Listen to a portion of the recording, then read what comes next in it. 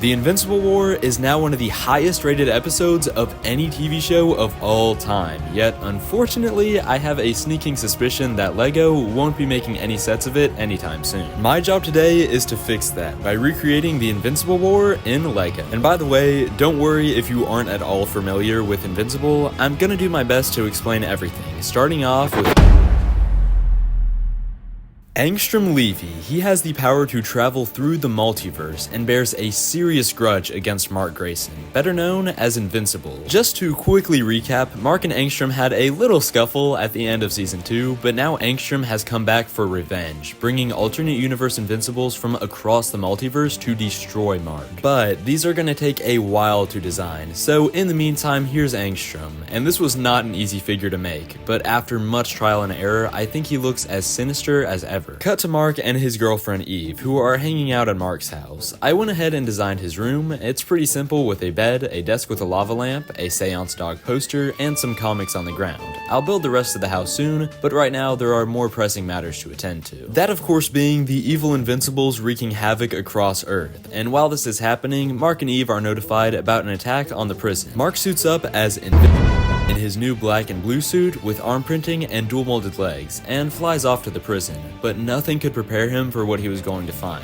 That being someone who looks exactly like him with a mohawk. This is, of course, the first alternate universe version of Mark, Movincihawk. I know it's ridiculous, just go with it, but in addition to his mohawk, he has an obnoxious facial expression and a black and turquoise supersuit. They pretty immediately start fighting, destroying even more of the prison, and the build that I've designed for the prison consists of a watchtower, a cell, and fencing on either side, with barbed wire on top, a design that I achieved by using overlapping ring pieces. The watchtower can be partially destroyed by pulling out this Technic pin, allowing you to recreate the scene where Mohawk Mark destroys it, revealing some fire and rubble behind it. The cell is very simple. It just has a toilet and a cell door, but I figured I should include at least one inmate, and who better to include than Powerplex. I opted to create his actual supersuit rather than him in a prison jumpsuit. It's much more recognizable, and I wanted to include this guy somehow, but sorry for the partial inaccuracy. Anyhow, after Mohawk Mark was defeated, Mark flies off to see how the rest of the world is doing, and he was in for the surprise of his life on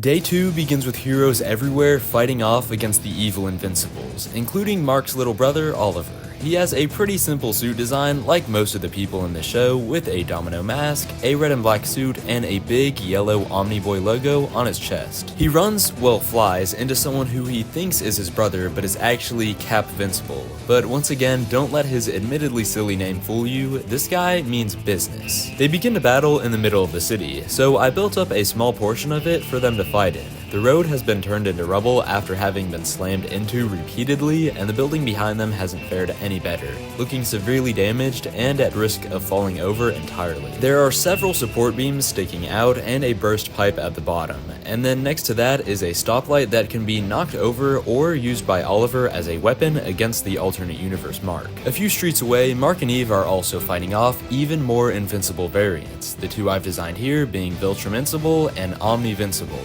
and I should note that I don't know 100% if these names are official, but it just seems like that's what people are going with. Omnivincible has a costume pretty similar to Mark's, with some minor adjustments, a color scheme of red and white, and a red cape. And then Invincible wears the traditional Viltrumite attire, he has the Viltrum logo printed on his arms, and he has a stoic facial expression. Now, I know they also fought Hoodvincible, but he had such a dirty mouth in that episode, and I really don't think that that's appropriate for a LEGO set. The four of them get into a devastating battle, destroying even more of the city, and Eve sustains an injury that nearly proves fatal. Mark flies her to safety, leaving humanity to fend for itself against the invading Invincibles. Taking a real quick look at the area that they destroyed, amongst the rubble I built up an area to connect to the first part of the city build with some Technic pins, and then all the way on the other side is some graffiti of Invincible. Right on through the middle of the first floor is a massive hole, all of the windows having been smashed through by the battling Marks, and then a bit higher up the building has exploded, which I'll get to in a minute, and this has exposed some interior support beams, broken glass, and some Burger Mart boxes. Meanwhile, the Guardians of the Globe are all getting absolutely wrecked by a single variant of Mark, that being no goggles. His gimmick is that he doesn't wear goggles. Anyway, he defeats the mortal and Kate with astonishing ease, and when Rexplode realizes that they have no way of winning, he makes the ultimate sacrifice and blows himself up, along with the Invincible variant. After less than 2 days, the Invincibles have laid waste to Earth, and with phase 1 of his plan complete, Angstrom tells them all to meet him at Mark's house. And by the way, I've finished building it, so let's go ahead and take a quick look. It has a very modern design on the outside with very simple white walls, large black windows, and very flat roofing. And then I also added the porch on the side of the house and some flowers and plants all around it to add some detail and break up the monotony. On the inside, there is a small entrance area with some family pictures, a purple couch, and a kitchen area with some shelves and a stove in the middle. And then up top is Mark's room, which we've already seen, and Oliver's room with a small bed, a poster, and some figurines on a desk. Right above this is the roof, where the few remaining Invincibles chat with each other for a bit and realize that they're being taken advantage of.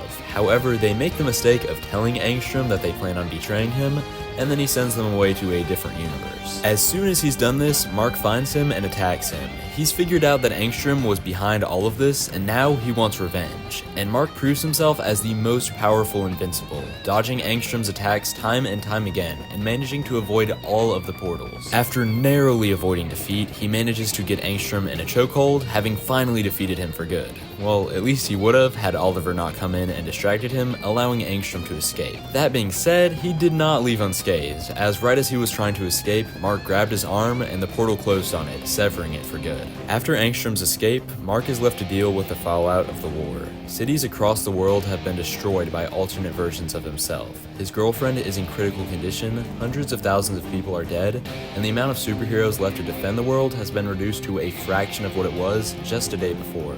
All he can do now is try to help, clearing the rubble and helping the people left in the cities. He has never felt so broken, never failed so catastrophically, and the emotional weight of the situation is almost too much for him to bear. Unfortunately, alright, if you'll let me interject real quick, I need to provide some context. I didn't mention any of this before since it really wasn't relevant, but for those unaware, Mark is only half human. The other half is Viltrumite. The Viltrumites are a powerful species of aliens who want to spread their empire across the universe, and Earth just so happens to be the next planet they aim to conquer. Mark, being half human, doesn't particularly like this plan and fought his own father in order to prevent it from coming to fruition. Alright, resume. Fortunately for Mark, he really doesn't get the chance to feel sad for very long. Mark looks up and sees a Viltrumite who introduces himself as Conquest, and he's been sent to tell Mark to surrender Earth to the Viltrum Empire. Obviously, that's not gonna happen, so Mark readies himself for the battle of his life, as Conquest lets out a mighty battle cry, and the two charge at each other, and I actually don't want to spoil anything after this point since the finale just released and it's pretty good, so I'll let y'all watch that on your own. Anyhow, I'm not going to ramble on about all sorts of different things unrelated to the video. I can put all that in the description if y'all want to see it. But yeah, it's currently 2 in the morning and I still have a ton of work left to do on this video, so if I manage to get this video out by 10 in the morning on Saturday, it'll be a miracle. Anyway, that's all I have for you guys today. Have a great day and go build something awesome.